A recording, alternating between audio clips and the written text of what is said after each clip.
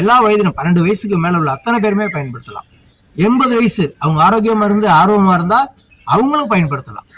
So பல்வேறு நோய்கள் நமக்கு குணமாயிரும், ஆரோக்கியம் அதிகமாகும், முதுமை தள்ளி போகும். இவ்வளவு சிறப்பு உள்ள இந்த கரலாக்கட்டைய நம்ம இறைவனே நமக்கு கொடுத்துருக்காங்க. எந்த மாஸ்டரோ எந்த சீடனோ நமக்கு கொடுக்கல. எந்த கோயில போய் பாருங்க, ஒரு தெய்வம் ஒரு கரலா வச்சிருப்பாங்க, விதவிதமான கரலா வச்சிருப்பாங்க. அது எது ஒரு குறியீடு.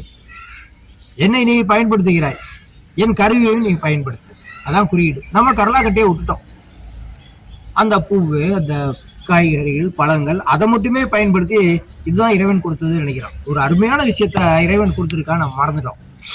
இறைவன்கிட்ட வந்து சிவன் வந்து தான் பயன்படுத்தக்கூடிய வில்வத்தை நம்ம பயன்படுத்துறோம், மாரியம்மன் பயன்படுத்தக்கூடிய வேப்பலையை நம்ம பயன்படுத்துறோம், விநாயகர் பயன்படுத்தக்கூடிய அருகம்புல்லை நம்ம பயன்படுத்துறோம்.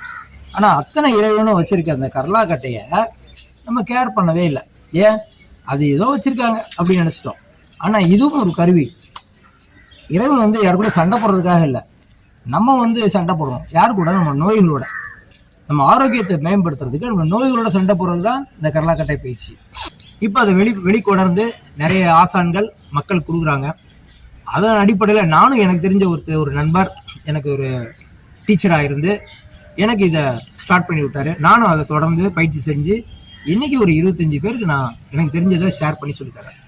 ஏன்னா கரலாக்கட்டை பயிற்சி அற்புதமான பயிற்சி, ஆரோக்கியத்துக்கு மேம்பாடான ஒரு கருவி. இதோட ஒரு பெரிய விட்னஸ் இருக்கு, இறைவனோட கருவி, அவ்வளோதான். அப்போ இறைவன் ஏதாவது பொய்யாகுமா? சித்தர்கள் சொன்னது பொய்யாகுமா? இந்த பயிற்சியை தொடர்ந்து பண்ணா ஆரோக்கியம் மேம்படும்.